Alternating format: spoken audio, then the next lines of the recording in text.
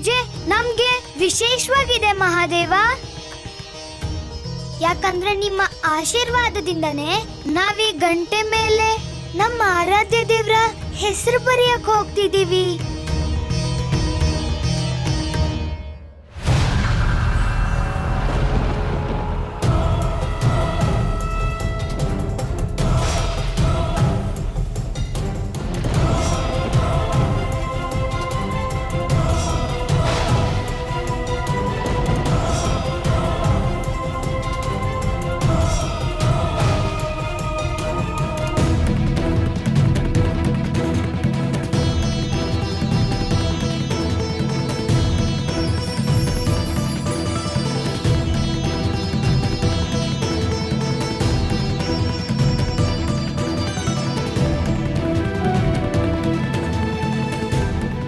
ಹೆಸರಲ್ಲೇನೋ ಇದೆ, ನಮ್ಮ ಅಮ್ಮನ ಜೋಗುಳದ ತರ. ಮತ್ತೆ ಅಮ್ಮನ ಕೈಯಿಂದ ಮಾಡಿರುವ ಲಾಡು ರುಚಿ, ಪಿತಾಶ್ರೀಯ ಅಪ್ಪುಗೆ ಎಲ್ಲವೂ ಇದೆ ಈ ರಾಮನಾಮದಲ್ಲಿ. ಅದನ್ ಕೇಳ್ತಿದ್ರೆ ನಾವು ಪ್ರಸನ್ನರಾಗ್ಬಿಡ್ತೀವಿ.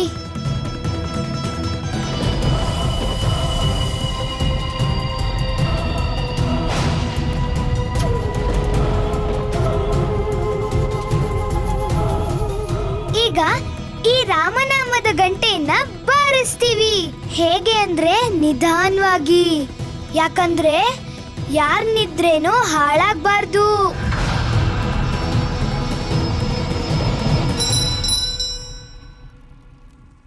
ರಾಮ ರಾಮ ರಾಮ ರಾಮ ರಾಮ ರಾಮ ರಾಮ ರಾಮ ರಾಮ ರಾಮ ರಾಮ ರಾಮ ರಾಮ ರಾಮ.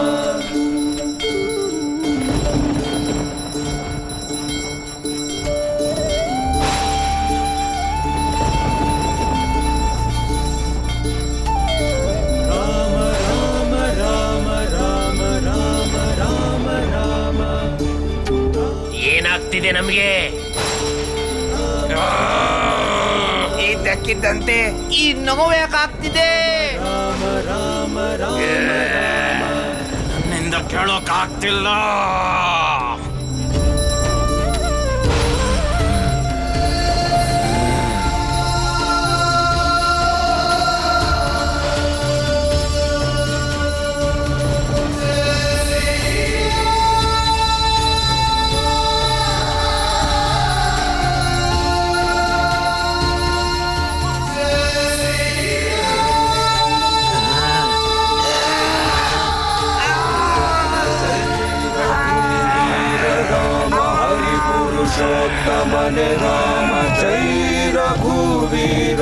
ಏನಾಗ್ತಾ ಇದೆ ರಾಕ್ಷಸರ ನಮಗೆ? ಸೇನಾಪತಿ, ಖಂಡಿತ ಇದು ಅದೇ ಶಬ್ದ. ಆ ಪಕ್ಷಿಗಳು ಇದನ್ನೇ ಹೇಳ್ತಿದ್ವು. ಆಗ್ಲೂ ಹೀಗೆ ಆಗಿತ್ತು. ಈ ಶಬ್ದದ ಪವಿತ್ರತೆ ನಮ್ಮ ರಾಕ್ಷಸರ ಕುಲಕ್ಕೆ ಹಾನಿ ಮಾಡ್ತಾ ಇದೆ. ರಾಮ ಭಕ್ತಿಯಲ್ಲಿ ಮಾರುತಿಗೆ ಸರ್ವವು ಅದ್ಭುತವೇ. ರಾಮನ ನಾಮವನೆನೆದರೆ ಶ್ರೀಹರಿಯೇ ಪ್ರತ್ಯಕ್ಷವು, ಶ್ರೀಹರಿಯೇ ಪ್ರತ್ಯಕ್ಷವು, ಶ್ರೀಹರಿಯೇ ಪ್ರತ್ಯಕ್ಷವು. ಚಮತ್ಕಾರವಾಯಿತು. ಮಾರುತಿಯ ಭಕ್ತಿಯ ಪ್ರತಾಪದಿಂದ ಮುದುಡಿ ಹೋಗಿದ್ದ ತಾವರೆ ಹೂ ಮತ್ತೆ ಅರಳಿತು. ಅದ್ರ ಒಳಗೆ ಬಂದಿಯಾಗಿದ್ದ ದುಂಬಿಗಳು ಸಹ ಹೊರಗೆ ಬರುತ್ತಿವೆ. ನೋಡ್ತಾ ಇರು ನಂದಿ, ಈ ದುರಾಚಾರಿ ರಾಕ್ಷಸರ ದುರ್ಗತಿ ಆಗೇ ಆಗತ್ತೆ. ಮಾರುತಿಯ ಈ ಪೂಜೆಯಿಂದ ಒಂದಂತೂ ತಿಳಿಯಿತು, ಭಗವಂತ ಭಕ್ತನ ಪೂಜೆಯಲ್ಲಿ ನೋಡುವುದು ಸರಿಯಾದ ವಿಧಿಯನ್ನಲ್ಲ, ಅವನು ನೋಡುವುದು ಭಕ್ತನ ಭಕ್ತಿಯಲ್ಲಿ ಎಷ್ಟು ಸತ್ಯತೆ ಇದೆ ಎಂದು.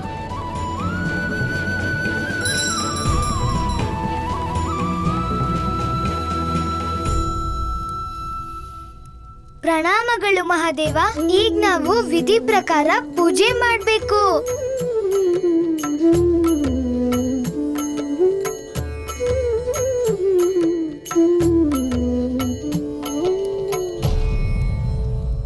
ಈ ಮಂತ್ರದಿಂದ ನನ್ನ ಕಿವಿ ಕಮಟೆ ಒಡೆದು ಹೋಗುತ್ತಿದೆ. ಯಾಕೆ? ನನಗೇನೋ ವಿಚಿತ್ರ ಶಬ್ದ ಕೇಳ್ತಾ ಇದೆ. ನಿನ್ ಕಿವಿ ಸರಿಯಾಗಿದೆ ಕಪ್ಟಾಸುರ, ಅಲ್ಲಿ ನೋಡು.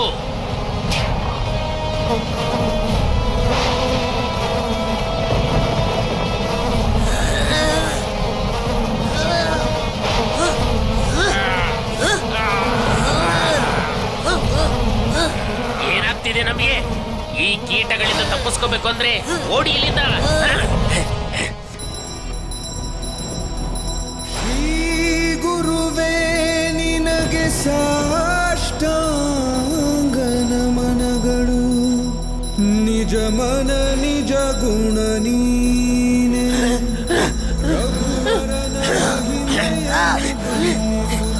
ಏನಾದ್ರೂ ಮಾಡಿ ಈ ಕೀಟಗಳಿಂದ ಹೇಗ್ ತಪ್ಪಿಸ್ಕೊಳ್ಳೋದು ಸೇನಾಪತಿ?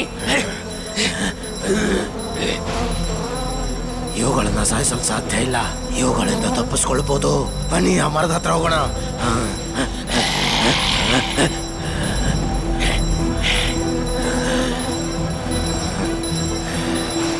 ಜೈ ಹನುಮಂತ ಜ್ಞಾನ ಗುಣಧಾಮ, ಜೈ ಕಪೀಶನಿ ಅವಿರತ ನಾಮ. ನಮ್ಮ ಯೋಚನೆ ಸಫಲವಾಗಿದೆ. ಜೈ ಕಪೀಶನಿ ಅವಿರತ ನಾಮ, ರಾಮದೂತ ತುಲಿತ ಬಲಧಾಮ, ಅಂಜನಿ ಪುತ್ರ ಪವನ ಸುತ ನಾಮ, ಮಹಾವೀರ ವಿಕ್ರಮ ಭಜರಂಗಿ, ಕುಮತಿ ನಿವಾರ ಸುಮತಿಯ ಸಂಗಿ, ಶಂಕರ ರೂಪನೆ ಕೇಸರಿ ಸುತನೆ, ತೇಜ ಪ್ರತಾಪನೆ ಜಗವಂದ್ಯತನೆ. ಜೈ ಹನುಮಂತ ಜ್ಞಾನ ಗುಣಧಾಮ, ಜೈ ಕಪೀಶನಿ ಅವಿರತ ನಾಮ, ಹಸ್ತದಿ ಧ್ವಜವಜ್ಜಗೊಳಿಸಿ, ನಿನ್ನಯ ಹೃದಯದಿ ರಾಮನು ನೆಲೆಸಿ, ಶಂಕರ ರೂಪನೆ ಕೇಸರಿ ಸುತನೆ. ಇದೇನಿದು? ನಮ್ಮಿಂದ ಈ ದಾರ ಕತ್ತರಿಸೋಕಾಗ್ತಾ ಇಲ್ವಲ್ಲ? ಏನಿದು? ನಮ್ಮ ಉಗುರುಗಳಿಂದಲೂ ಇದನ್ನ ಕತ್ತರಿಸೋದಕ್ಕಾಗ್ತಾ ಇಲ್ಲ. ಜನುಮ ಜನುಮಗಳ ದುಃಖವ ಪ್ರಾಣದೇವನು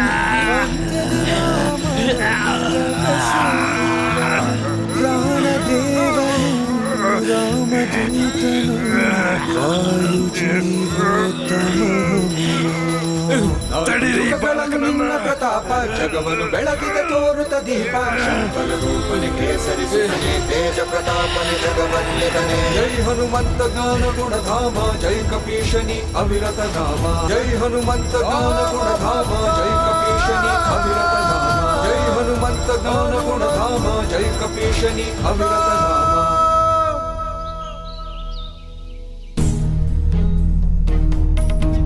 ಯಾರಾದ್ರೂ ಇದೀರಾ? ಬನ್ನಿ ನೋಡಿ ಇಲ್ಲಿ ಏನಾಗಿದೆ ಅಂತ.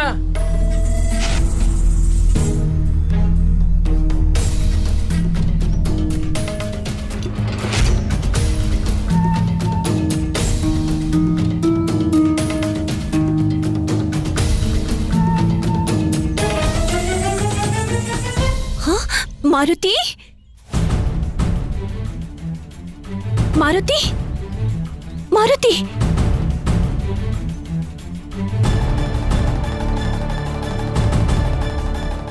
ಮಹಾದೇವ, ಈ ದೃಶ್ಯವನ್ನ ನನ್ನಿಂದ ನಂಬೋದಕ್ಕಾಗ್ತಾ ಇಲ್ಲ. ಸ್ವಾಮಿ, ನಮಗ್ ಬಂದಿರೋ ಸಂಕಟನ ಸಾಧು ಮಹಾತ್ಮರು ತಾವು ತಗೊಳ್ತಾರೆ ಅಂತ ಹೇಳಿದ್ರಲ್ಲ.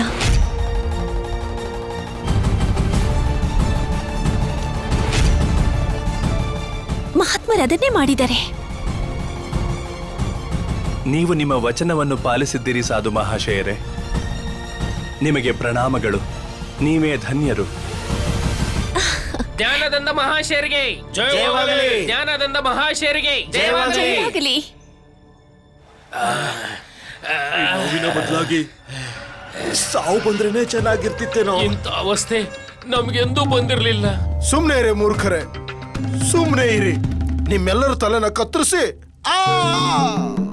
ಏನ್ ಮಾಡ್ತಿದ್ಯೋ ದಡ್ಡ ಶಿಖಾಮಣಿ? ನಿಮ್ಮ ನೋವಿಗೆ ಔಷಧಿ ಆಗ್ತಿದ್ದೆ ಸ್ವಾಮಿ.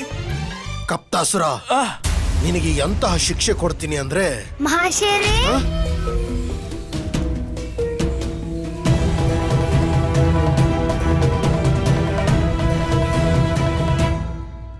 ಪ್ರಣಾಮಗಳು ಮಹಾಶಯರೇ. ಬಾ ಪುತ್ರ. ನಮ್ಗೆ ತಿಳಿತು, ನೆನ್ನೆ ರಾತ್ರಿ ನೀವು ಎಲ್ಲಾ ಸಾಧುಗಳು ನಮ್ಮ ವಿಪತ್ತನ್ನ ನಿಮ್ಮೇಲ್ ತಗೊಂಡ್ಬಿಟ್ರಿ ಅಂತ. ನಿಮ್ಗೆ ಧನ್ಯವಾದಗಳು. ಈ ದಿನ ನಿಮ್ಗೆ ಪ್ರೀತಿಯ ಭೋಜನನ ತಯಾರ್ ಮಾಡ್ಸಿದೀವಿ. ಬನ್ನಿ.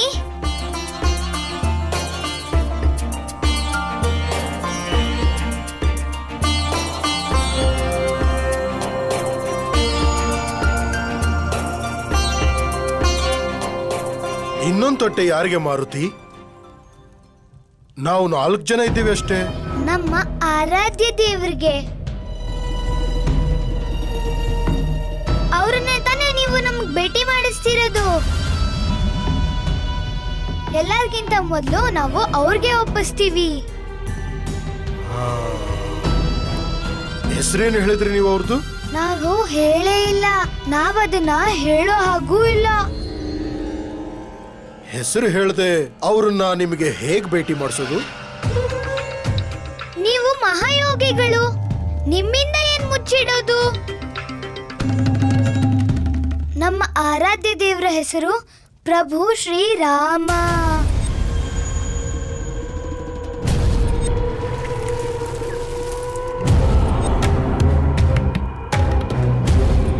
ರಾಮ ರಾಮ ರಾಮ ರಾಮ. ಸ್ವಾಮಿ, ಇದೇ ಆ ಭಯಂಕರ ಮಂತ್ರ. ಅಂದ್ರೆ ನಿಮ್ಮ ಭಕ್ತಿಗೆ ನಾವು ಪ್ರಭಾವಿತರಾಗಿದ್ದೇವೆ ಮಾರುತಿ. ಅವರನ್ನ ನೋಡದೆ ನೀವು ನಿಮ್ಮ ಜೀವನದ ಆಧಾರ ಮಾಡ್ಕೊಂಡಿದ್ದೀರಿ. ಅವರಿಗೆ ತಟ್ಟೆ ಸಹ ಹಾಕಿದ್ದೀರಿ. ಸ್ವಯಂ ಅವರೇ ಬಂದು ಊಟ ಮಾಡಲು. ಇವತ್ತಿಲ್ಲ ನಾಳೆ ಅವರು ಅವಶ್ಯವಾಗಿ ಬರ್ತಾರೆ. ನೀವೇ ಅವರನ್ನ ಭೇಟಿ ಮಾಡಿಸ್ತಾ ಇದ್ದೀರಲ್ವಾ? ಅವಶ್ಯವಾಗಿ. ಹಾಗ್ ನೋಡಿದ್ರೆ ಶ್ರೀರಾಮ ಕಣ ಕಣದಲ್ಲೂ ಇದ್ದಾರೆ. ಎಲ್ಲ ಸ್ಥಳದಲ್ಲೂ, ಎಲ್ಲ ಬೆಟ್ಟ ಗುಡ್ಡಗಳಲ್ಲೂ. ಆ ಗಿಡದಲ್ಲಿ ಹಾ, ಹ? ಮತ್ತೆ ನಿನ್ನಲ್ಲಿ? ನಿಸ್ಸಂದೇಹವಾಗಿ. ಸರಿ, ಇರುವೆಯಲ್ಲೂ?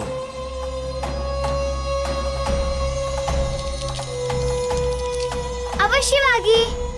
ಹಾಗಾದ್ರೆ ಕರೀರಿ ನಿಮ್ಮ ಆರಾಧ್ಯ ದೇವರನ್ನ. ನಿಮ್ಮ ಮಾತನ್ನ ಕೇಳಬಹುದು. ಅವರು ಸ್ವಯಂ ಬಂದು ಭೋಜನ ಮಾಡಬಹುದು. ನಮಗೆ ಹುಡುಕುವ ಅವಶ್ಯಕತೆಯೇ ಇರುವುದಿಲ್ಲವಲ್ಲ. ನೀವ್ ಹೇಳ್ತಾ ಇದ್ದೀರಾ ಅಂದ್ರೆ ಅವಶ್ಯವಾಗಿ ಪ್ರಯತ್ನ ಮಾಡ್ತೀವಿ ಮಹಾಶಯರೇ. ನಿಮ್ಮಂತ ಮಹಾಪುರುಷರ ವಾಣಿ ಎಂದಿಗೂ ವಿಫಲವಾಗೋದಿಲ್ಲ.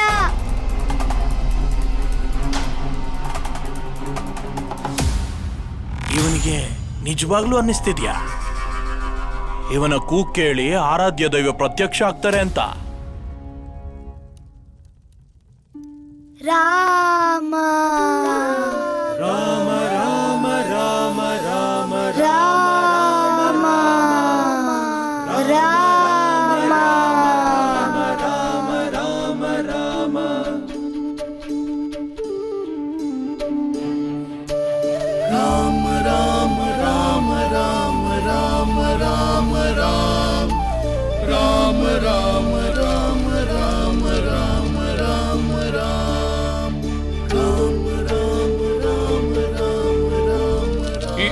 ಇಷ್ಟೊಂದು ಇರುವೆಗಳು ಎಲ್ಲಿಂದ ಬಂದ್ವು? ತಟ್ಟೆ ಹತ್ರ ಹೋಗ್ತಿವೆ ಎಲ್ಲ ಇರುವೆಗಳು.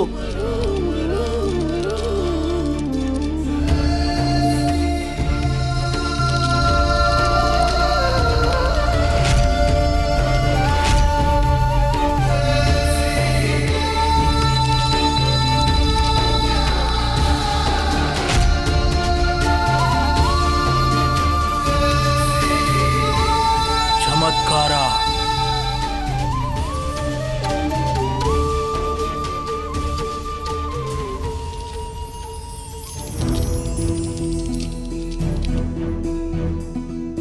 ಜೈ ಹನುಮಂತ ಜ್ಞಾನ ಗುಣಧಾಮ, ಜೈ ಕಪೀಶನಿ ಅವಿರತ ನಾಮ. ಜೈ ಹನುಮಂತ ಜ್ಞಾನ ಗುಣಧಾಮ, ಜೈ ಕಪೀಶನಿ ಅವಿರತ ನಾಮ. ರಾಮದೂತ ತುಲಿತ ಬಲಧಾಮ, ಅಂಜನಿ ಪುತ್ರ ಪವನ ಸುತ ನಾಮ. ಜೈ ಹನುಮಂತ ಜ್ಞಾನ ಗುಣಧಾಮ, ಜೈ ಕಪೀಶನಿ ಅವಿರತ ನಾಮ. ಜೈ ಹನುಮಂತ ಜ್ಞಾನ ಗುಣಧಾಮ, ಜೈ ಕಪೀಶನಿ ಅವಿರತ ನಾಮ. ಪ್ರಭು ಶ್ರೀರಾಮ ಇವುಗಳನ್ನ ಕಳ್ಸಿ ಭೋಜನವನ್ನ ಅವ್ರ ಹತ್ರ ತರಿಸ್ಕೊಂಡ್ರು.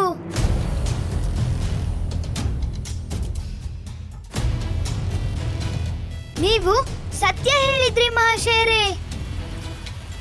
ನಮ್ಮ ಆರಾಧ್ಯ ದೇವ್ರು ನಮ್ಮ ಕೂಗನ್ನ ಕೇಳಿಸ್ಕೊಂಡ್ರು.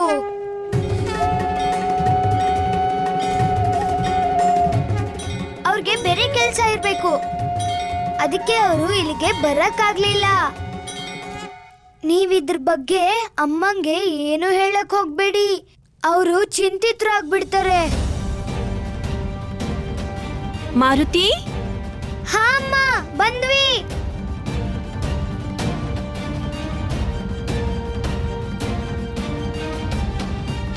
ನೋಡುವ ಕಣ್ಣುಗಳಿದ್ದರೂ ಕೆಲವರು ಕುರುಡರಾಗಿರ್ತಾರೆ. ಈ ದುಷ್ಟ ರಕ್ತಾಸುರನಿಗೆ ಅದು ಗೊತ್ತೇ ಇಲ್ಲ. ಈಗ ತಾನೇ ರಾಮನಾಮದ ದಿವ್ಯ ಲೀಲೆಯನ್ನ ಪ್ರತ್ಯಕ್ಷಿಸಿದ್ದಾನೆ. ದೊಡ್ಡ ದೊಡ್ಡ ನಾಸ್ತಿಕರು ಕೂಡ ರಾಮನಾಮದ ಲೀಲೆಯನ್ನ ನೋಡಿ ತಮ್ಮ ತಲೆ ಬಾಗಿಸ್ತಾರೆ. ಆದರೆ ಈ ರಕ್ತಾಸುರ ಮಾತ್ರ ಮತ್ತಷ್ಟು ಆಕ್ರಮಣಕಾರಿಯಾಗ್ತಿದ್ದಾನೆ. ಮರೆಯದಿರಿ, ಅವನೊಬ್ಬ ರಾಕ್ಷಸ ಎಂದು.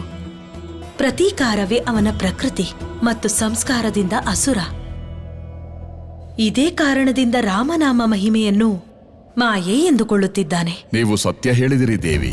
ನಮಗೆ ಚಿಂತೆ ಇರುವ ವಿಷಯವೇನೆಂದರೆ ಪ್ರಭು, ಆ ದುಷ್ಟ ರಕ್ತಾಸುರ ತನ್ನ ಭ್ರಷ್ಟ ಸಂಸ್ಕಾರ, ಕೆಟ್ಟ ಆಲೋಚನೆಗಳಿಂದ ಈ ಕ್ಷಣದಲ್ಲೂ ಮಾರುತಿಯ ವಿರುದ್ಧ ಯಾವುದೋ ಷಡ್ಯಂತ್ರ ಮಾಡುತ್ತಿದ್ದಾನೆ.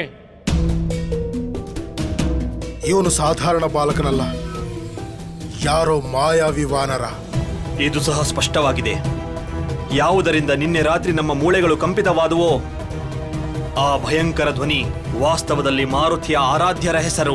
ಹಾಗಾದ್ರೆ ನಮ್ಮ ನೋವಿನ ಹಿಂದೆ ಈ ಬಾಲಕ ಇದ್ದಾನೆ ಅಂದ್ರೆ ಅವನ್ನ ಸುಮ್ಮನೆ ಬಿಡಬಾರ್ದು. ಮೂರ್ಖ! ನಿನಗಿನ್ನೂ ಅರ್ಥ ಆಗ್ಲಿಲ್ವೇ? ಇದು ಮಾಯಾವಿ ಮಂತ್ರ. ನಮ್ಮ ಮಾಯಾ ಮಂತ್ರದ ಶಕ್ತಿಗಿಂತ ಅಧಿಕ ಪ್ರಭಾವಶಾಲಿಯಾಗಿದೆ. ನಾವದನ್ನ ಬಲದಿಂದ ಅಲ್ಲ, ಛಲದಿಂದ ಸಾಯಿಸಬೇಕು. ಆದ್ರೆ ಹೇಗೆ? ನಾವು ಅವನ ಬುದ್ಧಿಯ ಮೇಲೆ ಆಕ್ರಮಣ ಮಾಡು. ಅದನ್ನು ಮಾಡುತ್ತಿದ್ದಂತೆ ಶರೀರ ತಾನಾಗಿಯೇ ನಮ್ಮ ಮಾತು ಕೇಳುತ್ತದೆ.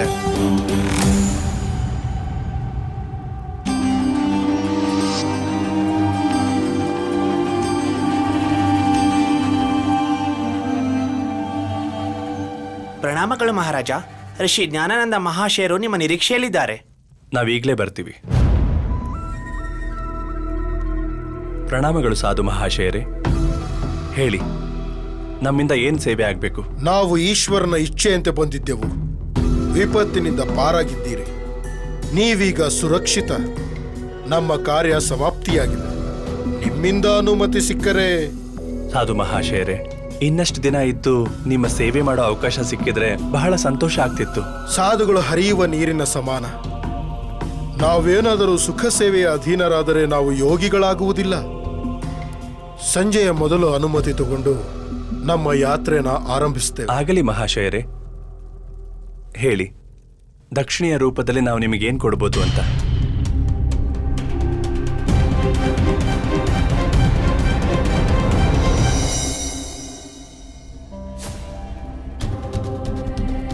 ನಾವು ತಪಸ್ಸಿಗೆ ಹಿಮಾಲಯಕ್ಕೆ ಹೋಗುತ್ತಿದ್ದೇವೆ ರಾಜ.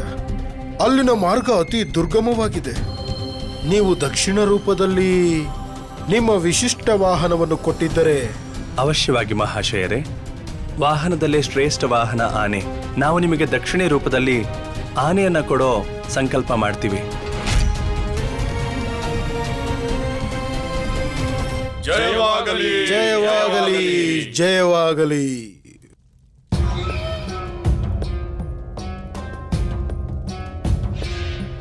ವಿಶಾಲ ಹೃದಯ ರಾಜಕೇಸರಿಗೆ ಸ್ವಾಮಿ ಜ್ಞಾನಾನಂದನ ಧನ್ಯವಾದಗಳು. ಇದು ನಮ್ಮ ಪರಮ ಸೌಭಾಗ್ಯ.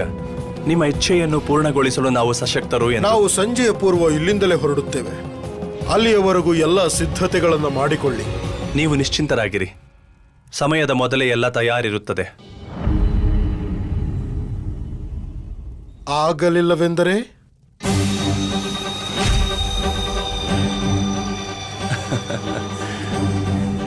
ಅದರ ಪ್ರಶ್ನೆಯೇ ಉದ್ಭವವಾಗುವುದಿಲ್ಲ ಸಾಧು ಮಹಾಶಯರೇ. ಅದು ನಮಗೆ ಗೊತ್ತು ಮಹಾರಾಜ. ಏಕೆಂದರೆ ಸ್ವಲ್ಪ ಜನಕ್ಕೆ ಶಬ್ದದ ಮೌಲ್ಯ ತಿಳಿದಿರುವುದಿಲ್ಲ. ನಾವು ನಿಮಗೆ ವಚನ ನೀಡಿದ್ವಿ. ನಿಮಗೆ ಮುಂದೆ ಬರೋ ಎಲ್ಲಾ ಕಷ್ಟಗಳನ್ನ ನಾವು ತಗೊಳ್ತೀವಿ ಅಂತ ನಮ್ಮ ವಚನ ನಿಭಾಯಿಸಿದ್ವಿ. ಏಕೆಂದರೆ ನಮ್ಮ ಶಬ್ದಕ್ಕೆ ಮರ್ಯಾದೆ ಇದೆ. ನಾವು ಆಡಿದ ಪ್ರತಿ ಮಾತು ಬಂಡೆಯ ಮೇಲೆ ಕೆತ್ತಿರುವ ಪದಗಳ ಸಮಾನ. ನಾವು ಒಮ್ಮೆ ವಚನ ಕೊಟ್ಟ ಮೇಲೆ ಮುಗಿಯಿತು. ನಾವು ಅದನ್ನು ಅವಶ್ಯವಾಗಿ ನಿಭಾಯಿಸ್ತೇವೆ. ಒಂದ್ ವೇಳೆ ನಿಭಾಯಿಸದೇ ಇದ್ರೆ ನೀವೇನು ಹೇಳ್ತಿರೋ ಅದನ್ನ ನಾವು ಸುಮೇರು ರಾಜ ಕೇಸರಿ ನಿಮ್ಮ ಆದೇಶವನ್ನು ಅಕ್ಷರಶಃ ಪಾಲಿಸ್ತೇವೆ. ಹಾಗಂತ ಪ್ರತಿಜ್ಞೆ ಮಾಡ್ತೇವೆ. ಎಷ್ಟು ಸರಳವಾಗಿ ನಮ್ಮ ಜಾಲದಲ್ಲಿ ಸಿಕ್ಕಾಕೊಂಡೆ ಮಹಾರಾಜ.